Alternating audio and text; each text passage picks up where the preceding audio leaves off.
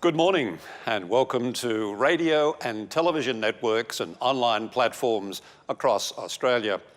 Thank you for joining the official New South Wales Anzac Day service. I'd like to begin today's service by acknowledging the traditional owners of the land we're standing on, the Gadigal people of the Eora Nation, and pay my respects to elders past, present and emerging. I'm Gareth McRae, your host for today's Anzac Day service, which is being broadcast live from the Anzac Memorial in Sydney. I acknowledge Her Excellency, the Governor of New South Wales, the Premier of New South Wales, and the Acting President of the RSL New South Wales, who are leading this commemoration.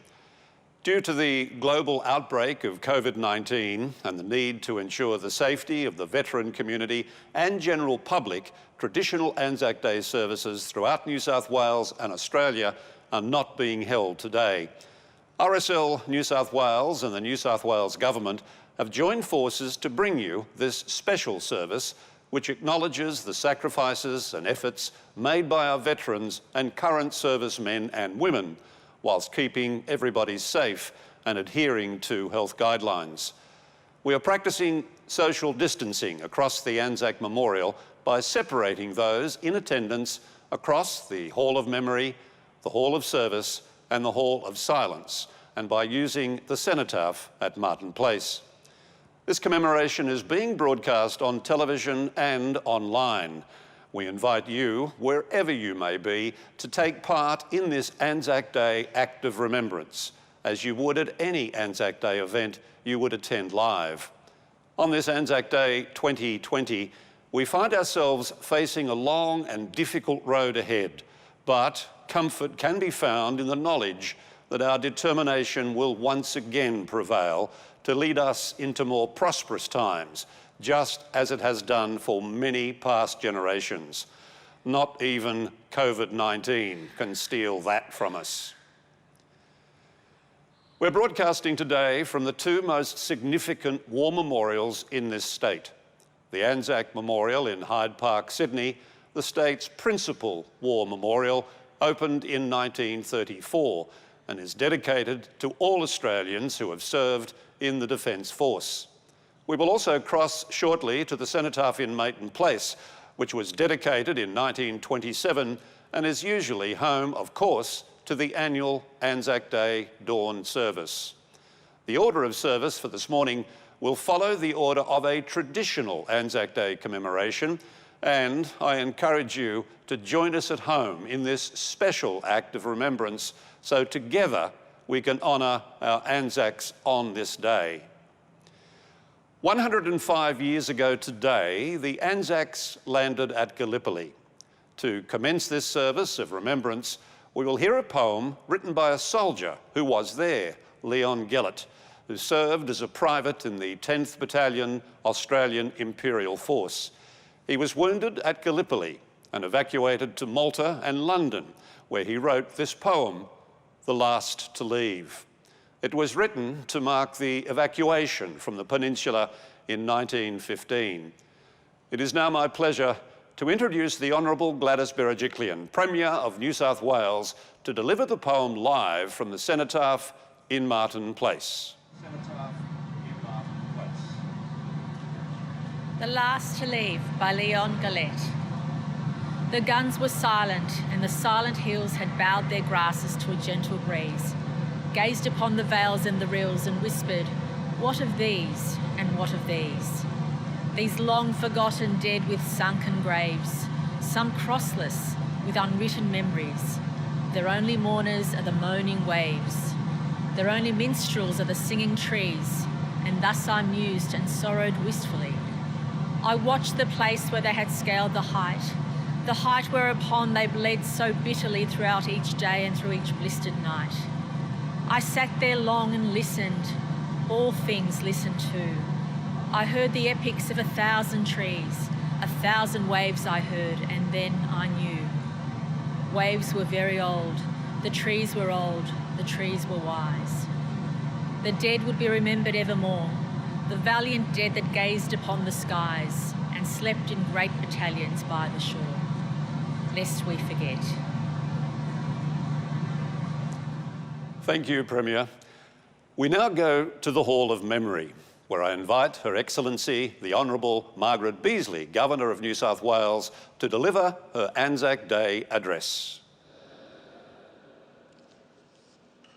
I am honoured to represent the people of New South Wales on this National Day of Remembrance and to acknowledge the veterans, families and communities around the state who are marking Anzac Day 2020.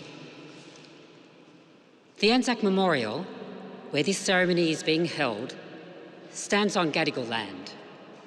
Known today as Hyde Park South, this land was traditionally a ritual contest ground and a crossroads for the walking trails of the Indigenous people.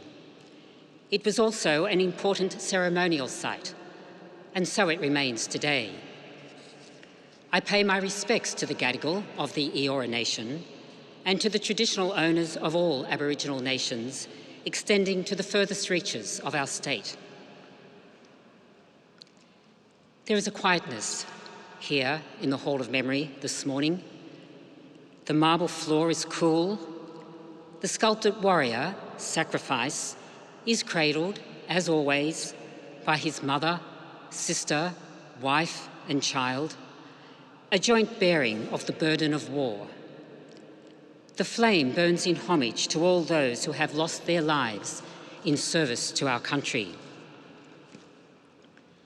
In the Hall of Service are soils from 1,701 New South Wales towns, cities, suburbs and homesteads, given as the home address by our First World War enlistees. And the 120,000 stars in the domed ceiling of this Hall of Memory honour those who embarked overseas.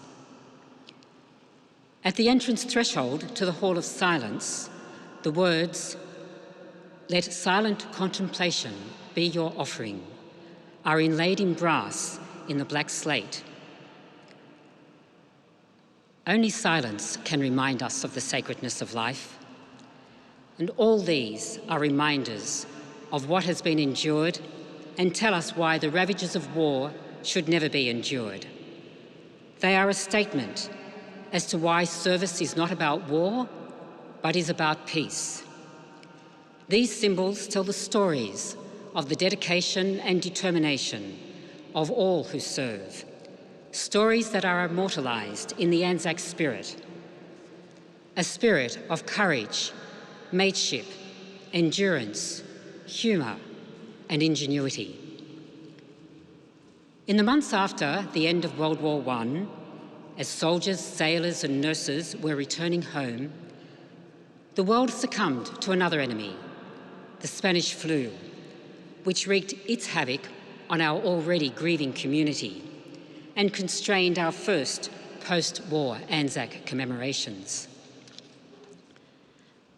Today's COVID-19 pandemic has likewise imposed its constraints, and for good reason. War or no war, a pandemic is an enemy. And just as in war, the physical and mental health of our people is at the forefront of our concerns, in 2020, we again each need to take care of our own health and to look out for the well-being of others. Health and community always go together. Buoyed by the Anzac spirit, the community's commitment to the greater good in accepting the constraints on our movement and the limitations on our activities calls for commendation.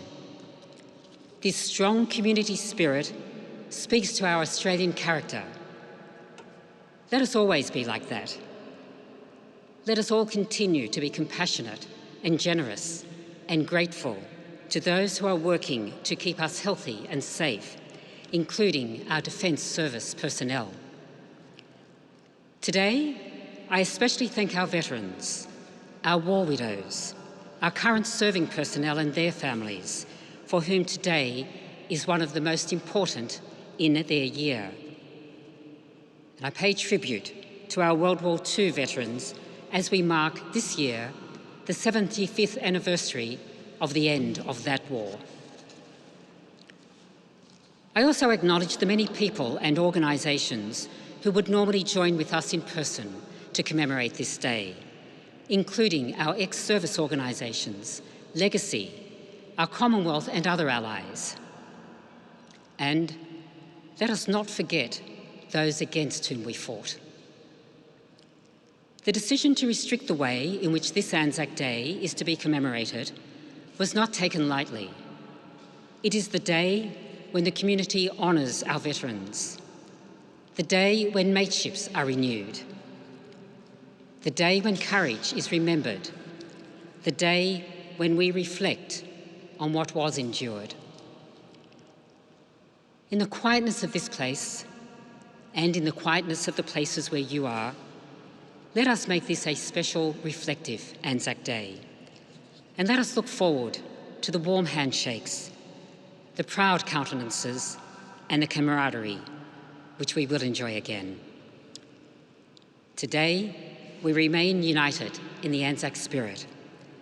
The connection and the commemoration is different, but howsoever different, let us remember them, lest we forget.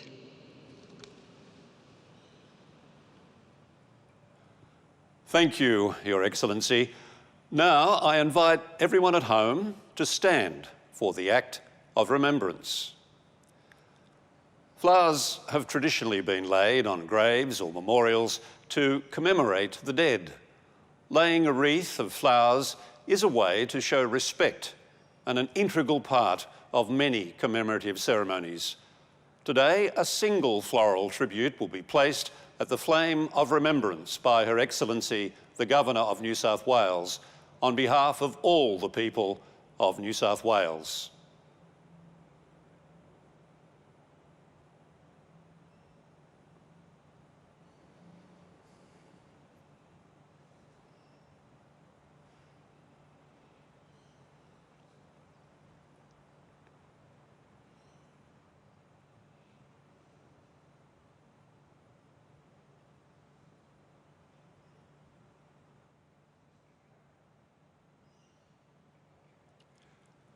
Thank you, Your Excellency.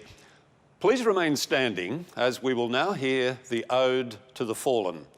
The ode used is the third and fourth stanza from the poem For the Fallen by Lawrence Binyon and was written in the early days of World War I.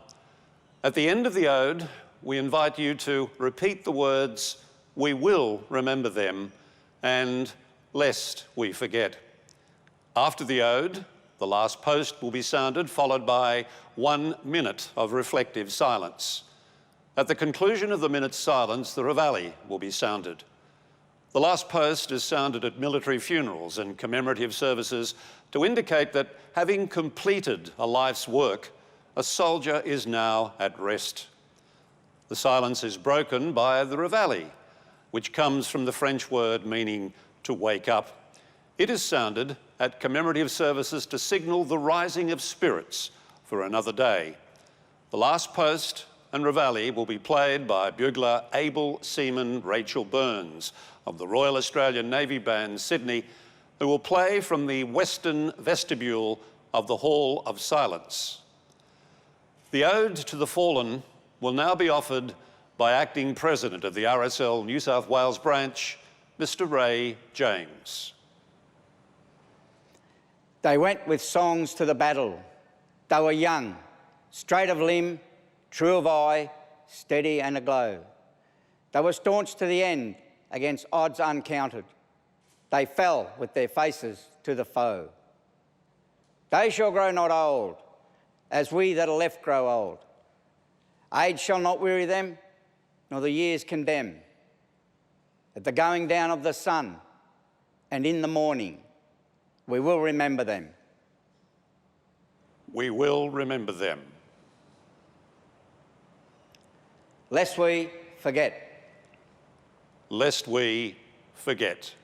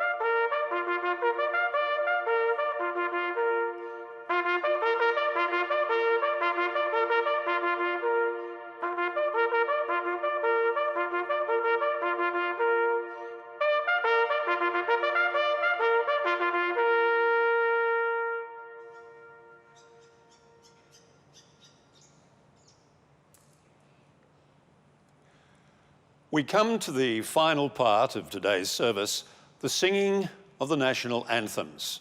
The anthems will be performed by able seaman Lee Robke, vocalist from the Royal Australian Navy Band, Sydney, in the Hall of Service. The New Zealand national anthem, sung in Maori and English, is a fitting part of most Anzac Day services in Australia. It recognises the contribution of New Zealand in the birth of the Anzac legend. It will be followed by the Australian national anthem. I invite everyone at home to remain standing and join our vocalist in the singing of the national anthems.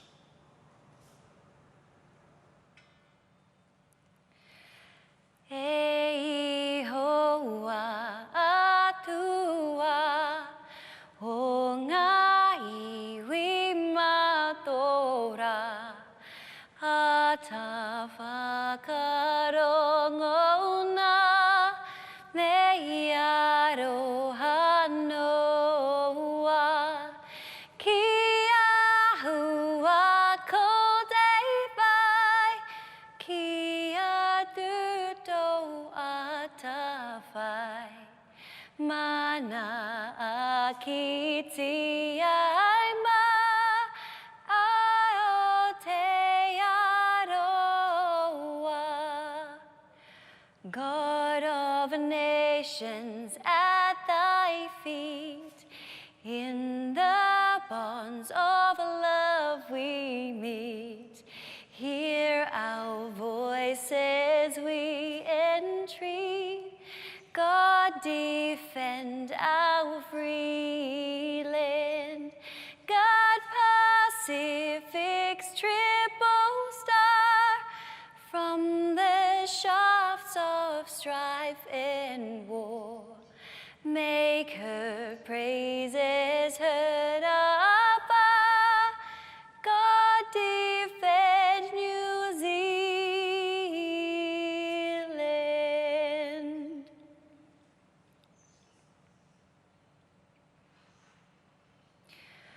Australians, oh, let us rejoice, for we are young and free. We've golden soil and wealth for toil. Our home is girt by sea. Our land abounds in nature's gifts of beauty, rich and rare. In history's page, let every stage advance Australia fair. In joyful strains, then let us sing, advance Australia fair. Beneath our radiant Southern Cross, we'll toil with hearts and hands to make this commonwealth of ours renowned of all the lands. For those who've come across the seas, we've boundless plains to share. With courage let us all combine to advance Australia fair. In joyful strains, then let us sing, advance Australia fair.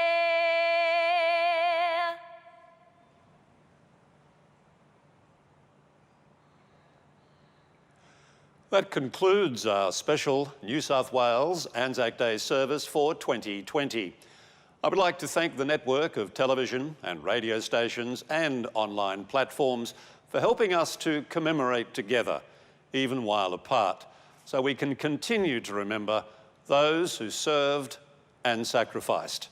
RSL New South Wales would like to thank Her Excellency, the Governor of New South Wales, the Premier of New South Wales and Department of Premier and Cabinet, the trustees of the Anzac Memorial, New South Wales Office for Veterans Affairs, the Australian Defence Force and the Royal Australian Navy Band, Sydney. During these challenging times ahead, let us be inspired by the spirit of the Anzacs whose distinctive qualities of courage, mateship, endurance, humour and ingenuity will get us through. Farewell, and thank you again for joining us today. We wish you all a safe Anzac Day and year ahead.